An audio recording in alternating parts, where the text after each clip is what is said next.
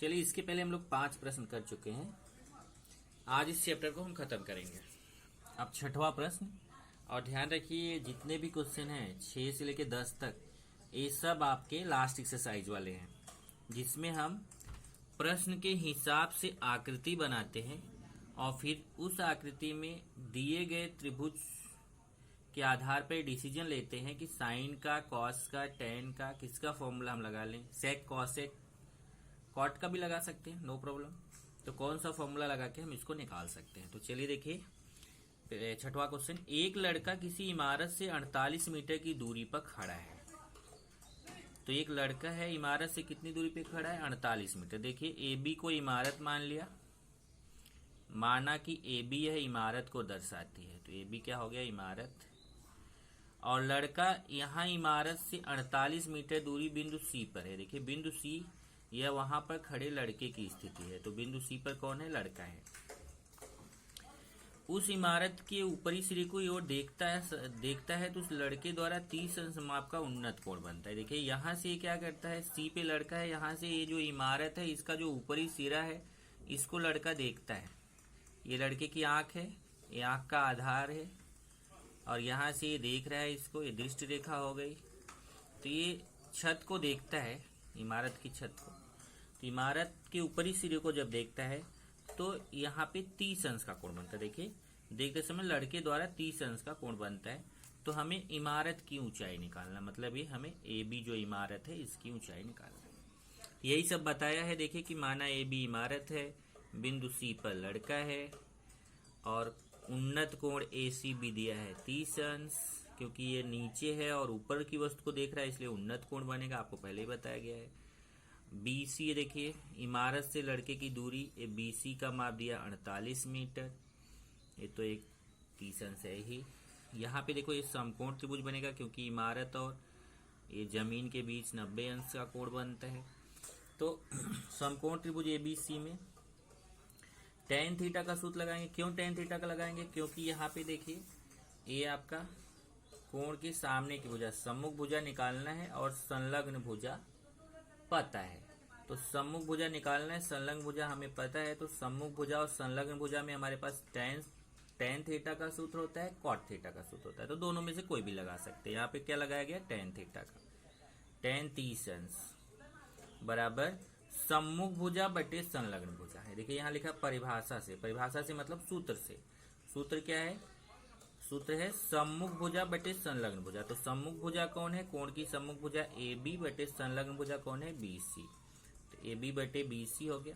अब टेन 30 अंश का माप आपको त्रिकोणमिति सारणी से देखना है। त्रिकोणमिति सारणी से आप देखोगे तो टेन 30 अंश का माप कितना होता है, 1/√3। आप देखो आपके पास त्रिकोणमिति सारणी मैंने बनाया, उसको खोल लीजिए।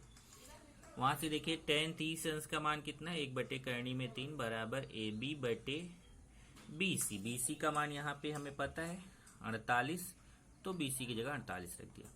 अब तिर्यक गुणा करेंगे। ए बी का करणी में 3 से गुणा होगा, तो ये हो जाएगा करणी में 3 ए बी, और 48 का 1 से गुणा होगा तो कितना होगा, 48। तो यहाँ पे आएगा करणी में 3 गुणे ए बी बराबर 48 गुणे 1 मतलब 48। तो यहाँ मैं एक स्टेप आपको बढ़ा देता हूँ, ऐसे आएगा करणी में 3 ए बी बराबर 48। ठीक है ना, एक स्टेप बढ़ा दिया मैं। अब यहां से ये जो करणी में 3 का गुणा है ये उधर जाएगा तो भाग हो जाएगा। तो यहाँ ए बी बचेगा, उधर 48 है, करणी में 3 उधर बटे में चला जाएगा। अब यहाँ पे हम क्या कर रहे हैं, यहाँ पे हम कर रहे हैं हर का परिमेयीकरण। हर का परिमेयीकरण आपने 9वीं में सीखा है। क्या करते हैं, ये करणी में 3 है, इसी करणी में 3 का गुणा ऊपर करेंगे, इसी करणी में 3 का गुणा हम नीचे करेंगे, तो हमारा ये हर का परिमेयीकरण हो जाएगा। तो देखिए हर का परिमेयीकरण करना है, तो ये देखिए 48 बटे करणी में 3 लिखा। ये जो करणी वाली संख्या इसी का गुणा ऊपर, इसी का गुणा नीचे। तो करणी में ये तो लिखा ही, इसी करणी में 3 का गुणा ऊपर, इसी करणी में 3 का गुणा नीचे। ये 48 करणी में 3 हो जाएगा। इधर करणी में 3 का गुणा करेंगे तो 3 आएगा। आपको मालूम है करणी वाली संख्या जब ये गुणा होगा तो करनी हट जाएगी, 3 आएगा, और 3 से 48 में भाग देंगे तो 16 आएगा, 16 करनी में 3। तो इस तरीके से हमें ए बी का मान आ गया 16 करनी में 3, और यही इमारत की ऊंचाई है। इमारत की ऊंचाई कितनी हो जाएगी, 16 करनी में 3 मीटर। चलिए दूसरे क्वेश्चन पे चलते हैं। दूसरा भी सेम ऐसे ही, केवल वहां पे उन्नत की जगह औन्नत कोण है। दीप स्तंभ से किसी जहाज को देखते समय 30 अंश माप का औन्नत कोण बनता है। दीप स्तंभ की ऊंचाई 100 मीटर हो तो दीप स्तंभ से जहाज की दूरी ज्ञात करो। अब देखिए यहाँ पे माना ए बी दीप स्तंभ है, बिंदु सी पे जहाज है। अब दीप स्तंभ के ऊपरी सिरे से जब जहाज को देखते हैं, कैसे पता चलेगा ऊपरी सिरे से देख रहे हैं, क्योंकि यहाँ पे देखिए औन्नत कोण बन रहा है। तो औन्नत कोण बन रहा है मतलब हम ऊपर से नीचे देख रहे हैं, तभी तो औन्नत कोण बन रहा है। तो ये देखिए यहाँ ये हमारे आंख का आधार हो गया। आंख यहाँ पे है, प्रेक्षक है जो देख रहा है, तो उसकी आंख का आधार हो गया एडी। और यहाँ से ये जहाज को देख रहा है, बिंदु सी पे जहाज है। ए बी क्या है, ए बी दीप स्तंभ है। दीप स्तंभ के ऊपर से यहाँ पे प्रेक्षक है, ये प्रेक्षक की आंख है। यहाँ से ये देख रहा है जहाज को, तो इसकी दृष्टि रेखा हो गई। कितना अंश का औन्नत कोण बनता है, 30 अंश का। तो 30 अंश का औन्नत कोण हो गया। अब जब ये 30 अंश है तो ये भी 30 अंश होगा। एकांतर कोण से आप जानते हो, ये दोनों देखिए जेड टाइप का उल्टा जेड टाइप का कोण या जेड टाइप का कोण बनता है, तो ये दोनों एकांतर कोण है। तो 30 अंश है तो भी 30 अंश होगा। और ये जो दीप स्तंभ की ऊंचाई दिया है 100 मीटर, इधर देखिए दीप स्तंभ की ऊंचाई 100 मीटर हो तो दीप स्तंभ से जहाज की दूरी ज्ञात करो। ये जो दीप स्तंभ है यहाँ से जहाज की दूरी BC निकालना है। अब की बार ए बी पता है, BC निकालना, पर क्वेश्चन करने का तरीका वैसे रहेगा। देखिए जरा, माना ए बी, देखिए जो डायग्राम बना है उसको बता रहा है। माना ए बी दीप स्तंभ है, बिंदु सी पे जहाज है, एडी है दृष्टि के क्षैतिज स्तर को दर्शाती है, क्षैतिज रेखा को दर्शाती है। कोण DAC है, औन्नत कोण है। इधर देखिए DAC औन्नत कोण है और उसका मान 30 अंश है DAC का। और ये जो दीप स्तंभ की ऊंचाई है 100 मीटर। अब ये दोनों एकांतर कोण हैं, तो ये 30 अंश है तो ये भी 30 अंश हो जाएगा। इधर देखिए ACB और DAC एकांतर कोण है, इसलिए ACB भी 30 अंश होगा। अब समकोण त्रिभुज ABC में आते हैं, यहाँ 90 अंश रहेगा। समकोण त्रिभुज ABC में वही फिर tan का सूत्र लगा देते हैं। आप चाहे तो cot का भी लगा सकते हो। क्यों लगाएंगे, क्योंकि यहाँ पे सम्मुख भुजा पता है, संलग्न भुजा निकालना है। सम्मुख भुजा और संलग्न भुजा में हमारे पास tan थीटा का सूत्र होता है, cot थीटा का सूत्र होता है। तो यहाँ पे मैं tan थीटा का सूत्र लगा रहा हूँ।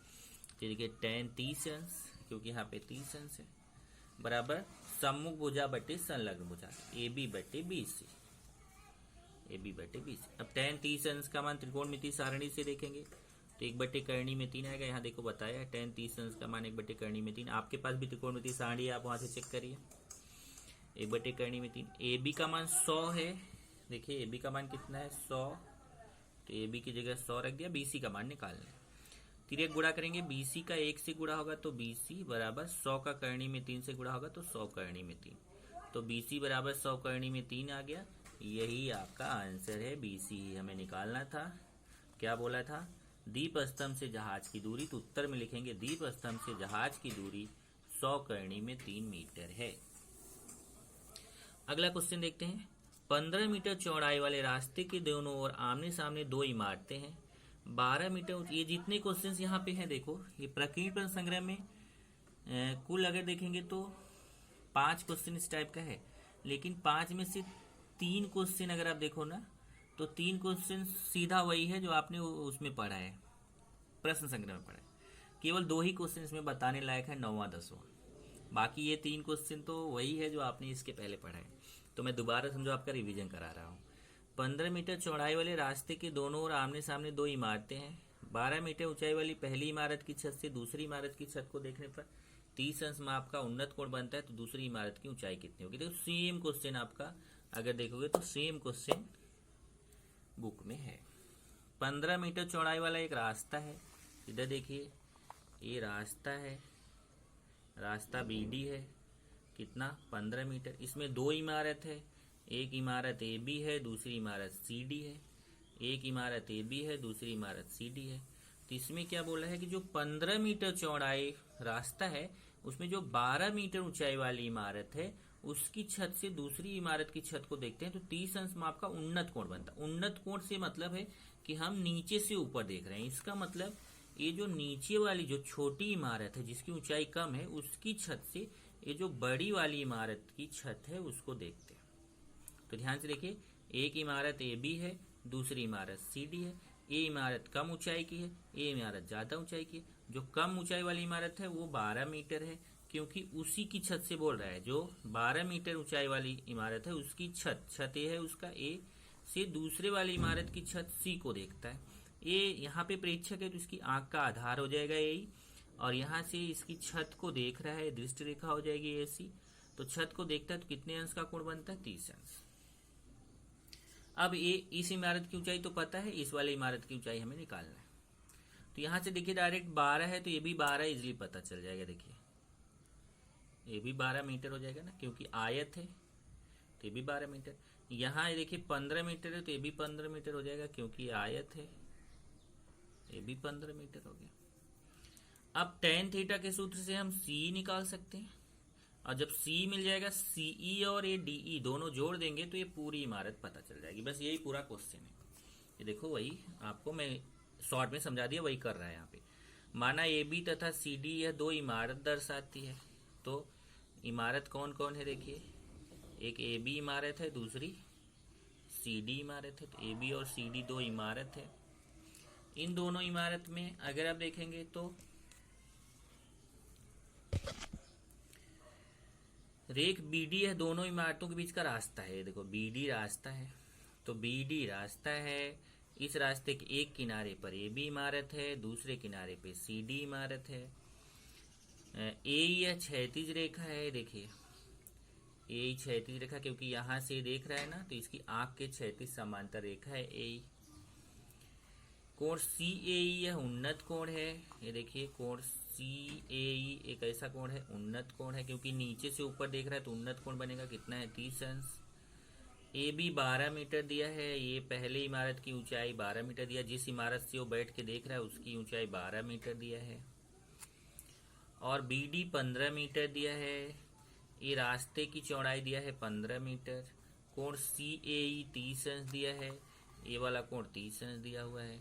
अब बता रहा है कि ABD यह एक आयत है। अभी मैं आपको समझाया कि ABD क्या है? आयत है।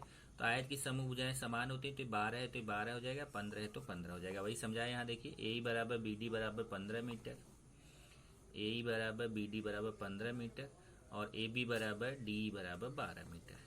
ये देखिए DE बराबर AB बराबर 12 मीटर। क्यों? आयत की समूह भुजाएं सर्वांग सम होती है। अब इस वाले समकोण त्रिभुज में आते देखिए, यहाँ पे भी 90 अंश होगा ना। ये तो इस समकोण त्रिभुज में आते हैं CEA में, समकोण त्रिभुज CEA में tan 30 अंश बराबर सम्मुख भुजा बटे संलग्न भुजा। सम्मुख भुजा कौन है? CE, और संलग्न भुजा कौन है? AE। देखिए tan 30 अंश CE बटे AE। अब मान रखेंगे tan 30 अंश का मान 1 बटे करणी में 3, CE का मान नहीं पता है, AE का मान पता है। देखिए AE का मान कितना है? 15, क्योंकि ये 15 था तो ये भी 15, तो ये 15 रख दिया। तिर्यक गुणा करेंगे, CE का करणी में 3 से गुणा होगा। तो यहाँ पे भी देखिए एक स्टेप बढ़ा देता हूँ आपके लिए। करणी में 3 CE बराबर, ये देखिए CE का करणी में 3 से गुणा होगा तो करणी में 3 CE, और इधर 15 1 के 15, तिर्यक गुणा। अब एक करणी में 3 उधर जाएगा तो बटे में जाएगा। तो यहाँ CE बराबर 15 और एक करणी में 3 बटे में चला गया। फिर जैसे अभी आपको हर का परिमेयीकरण सिखाया था, वैसे ही यहाँ पे भी हर का परिमेयीकरण करेंगे। तो CE बराबर 15 बटे करणी में 3 है, करणी में 3 का गुणा ऊपर, करणी में 3 का गुणा नीचे।